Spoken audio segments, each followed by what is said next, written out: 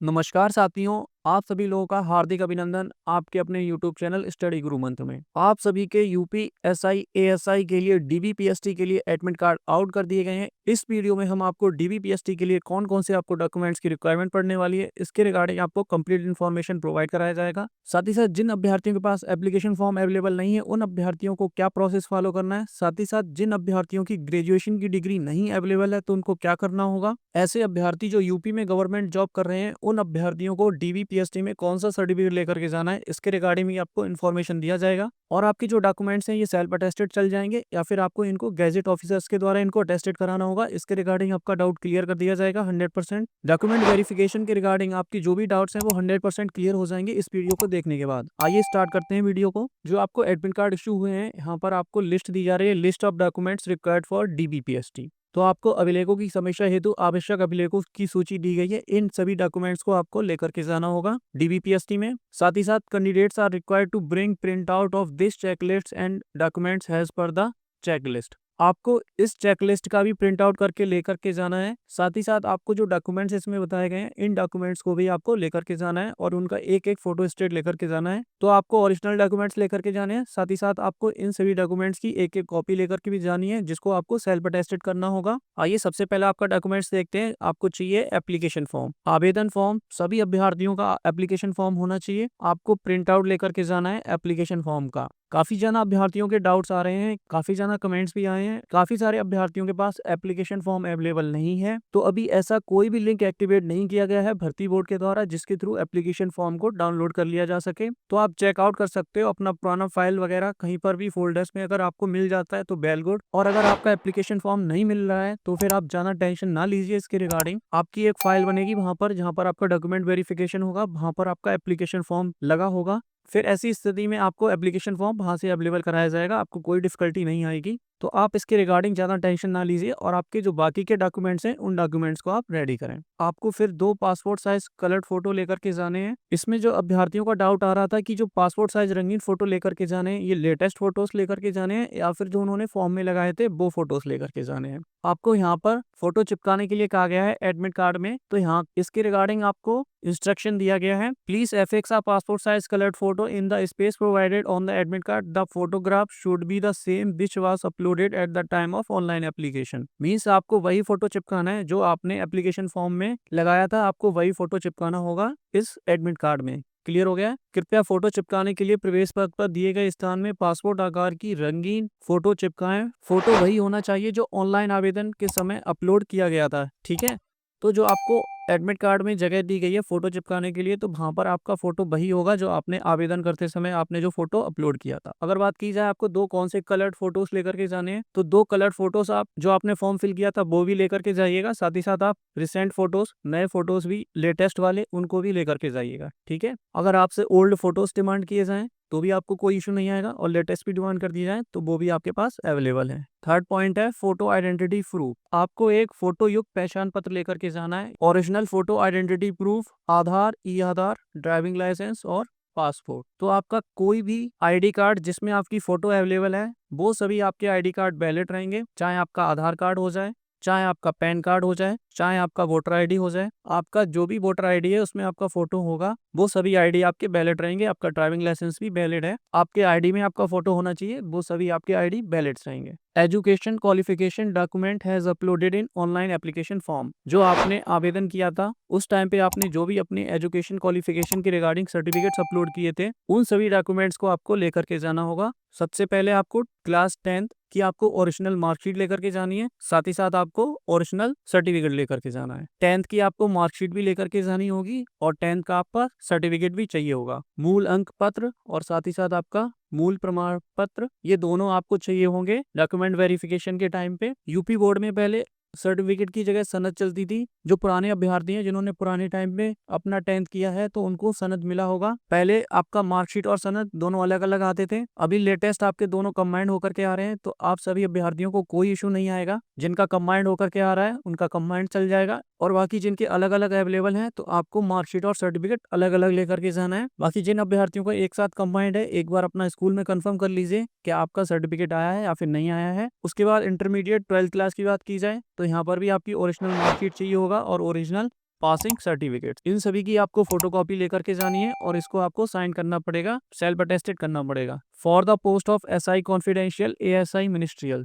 ठीक है। यहाँ पर अगर ग्रेजुएशन की बात की जाए तो आपने किसी भी स्ट्रीम से ग्रेजुएशन कर रखी हो, आप इन पोस्टों के लिए एलिजिबल रहोगे, तो यहाँ पर भी आपको ओरिजिनल मार्कशीट लेकर के जानी है, साथ ही साथ आपको सर्टिफिकेट लेकर के जाना है। ग्रेजुएशन में आपकी डिग्री चलती है, उसी को सर्टिफिकेट कहा जाता है। जिन अभ्यर्थियों के पास ग्रेजुएशन की डिग्री नहीं है, अगर आपकी यूनिवर्सिटी डिग्री अप्लाई करने के लिए ऑनलाइन फैसिलिटी प्रोवाइड कर रही है, तो फिर आप तुरंत ऑनलाइन अप्लाई कर दीजिए। आपका जो सर्टिफिकेट है, आपको प्रोविजनल सर्टिफिकेट मिल जाएगा, उसको डाउनलोड करके उसका प्रिंट आउट आप शो कर सकते हो, वो आपका इक्विवेलेंट वैलिड रहेगा, कोई भी आपको डिफिकल्टी नहीं आएगी। कानपुर यूनिवर्सिटी का मैं जानता हूँ, यहाँ पर आप जैसे ही ऑनलाइन अप्लाई करोगे डिग्री के लिए, तो तुरंत आपकी जो डिग्री है वो जनरेट होकर के आ जाएगी और आपका 1 महीने के बाद आपकी ओरिजिनल डिग्री घर पर आती है और आपको तुरंत ऑनलाइन आपका सर्टिफिकेट जनरेट हो जाता है। उसको आप डाउनलोड करके प्रिंट आउट करके उसको आप शो कर दीजिएगा, आपको डीबी में कोई भी प्रॉब्लम नहीं आएगा। क्लियर है? तो जिन अभ्यर्थियों के पास सर्टिफिकेट अवेलेबल नहीं है, तो फिर उनको प्रोविजनल डिग्री की रिक्वायरमेंट पड़ेगी, अदरवाइज आपके लिए डीबी में इशू आएंगे। ओ लेवल सर्टिफिकेट और इक्विवेलेंट सर्टिफिकेट, जिन अभ्यर्थियों ने ओ लेवल सर्टिफिकेट लगाया था, उन सभी अभ्यर्थियों को ओ लेवल का सर्टिफिकेट लेकर के जाना है और इसके समकक्ष आपने कंप्यूटर का जो भी कोर्स लगाया था उसको आपको लेकर के जाना होगा।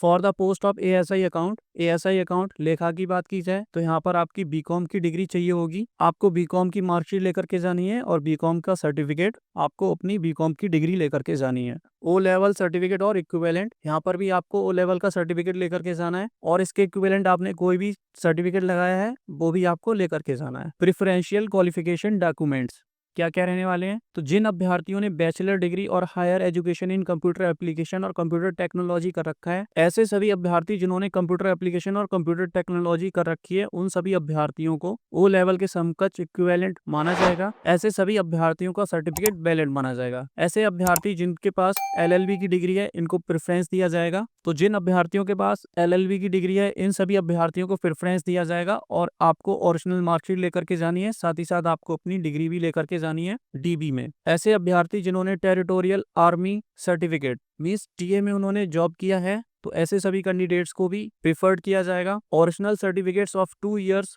serving in territorial army along with its photocopy and signature and signed by the candidates, कम से कम आपने टीए में 2 साल की जॉब की हो, तो इसके रिगार्डिंग आपको जो सर्टिफिकेट मिला है वो आपको सर्टिफिकेट लेकर के जाना है, इसका फोटोकॉपी और इसको आपको साइन करके लेकर के जाना है। ऐसे अभ्यर्थी जिन्होंने एनसीसी कर रखा है, तो आपका यहाँ पर बी सर्टिफिकेट वैलिड रहने वाला है। तो जिन अभ्यर्थियों ने एनसीसी बी सर्टिफिकेट जिनके पास अवेलेबल है, उन सभी अभ्यर्थियों को इस जॉब में प्रेफरेंस दिया जाएगा। क्लियर हो गया प्रेफरेंस के रिगार्डिंग। बैचलर डिग्री और higher education in computer application computer technology, इन अभ्यर्थियों को भी प्रेफरेंस दिया जाएगा। आइए देखते हैं और कौन कौन से डॉक्यूमेंट्स चाहिए होंगे हमें। Domicile category documents has uploaded in online application form, आपका कास्ट सर्टिफिकेट्स, आपका डोमिसाइल सर्टिफिकेट्स की आपको रिक्वायरमेंट पड़ेगी। जो अभ्यर्थी एससी कैटेगरी के हैं, इन सभी को ओरिजिनल कैटेगरी सर्टिफिकेट आपको शो करना होगा, आपको अपना ओरिजिनल सर्टिफिकेट लेकर के जाना होगा। एसटी कैंडिडेट्स को भी अपना ओरिजिनल सर्टिफिकेट लेकर के जाना होगा, कास्ट सर्टिफिकेट आपको शो करना पड़ेगा। ओबीसी कैंडिडेट्स, आपको भी अपना ओरिजिनल सर्टिफिकेट शो करना पड़ेगा। और ईडब्ल्यूएस कैंडिडेट्स की बात की जाए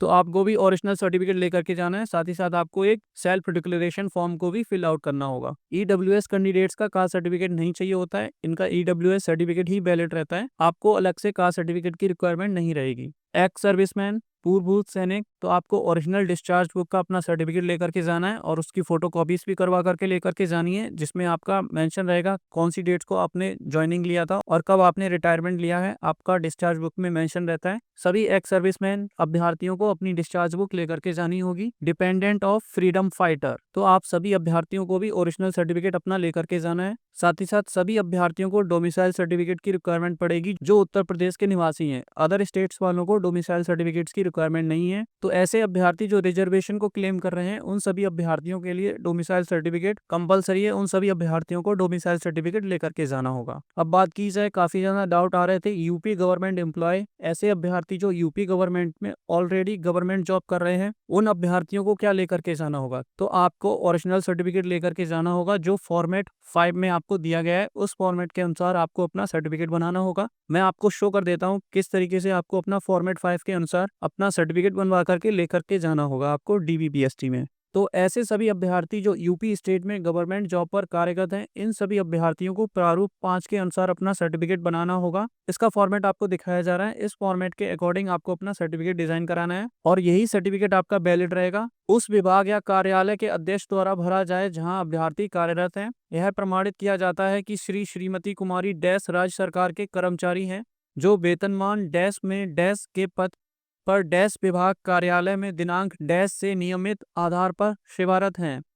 यहाँ पर आपका स्थान दिनांक मेंशन रहेगा और यहाँ पर आपके कार्यालय अध्यक्ष या विभाग अध्यक्ष के हस्ताक्षर रहेंगे, आपका नाम, आपका पदनाम और यहाँ पर मोहर लगी रहेगी। तो आपका इस तरीके से प्रारूप 5 के अनुसार आपको अपना सर्टिफिकेट बनवा करके लेके जाना है, आपका सर्टिफिकेट वैलिड रहेगा। तो डॉक्यूमेंट्स के रिलेटेड आपके सारे डाउट्स क्लियर कर दिए गए हैं। किसी अभ्यर्थी को अगर कोई भी डाउट अभी भी बचा हुआ है तो कमेंट करके पूछ सकता है। बाकी ऐसे ही इंफॉर्मेटिव वीडियोस के लिए जानकारी लेने के लिए अपने चैनल स्टडी गुरु मंच को सब्सक्राइब करें, इस वीडियो को लाइक करें। जय हिंद साथियों।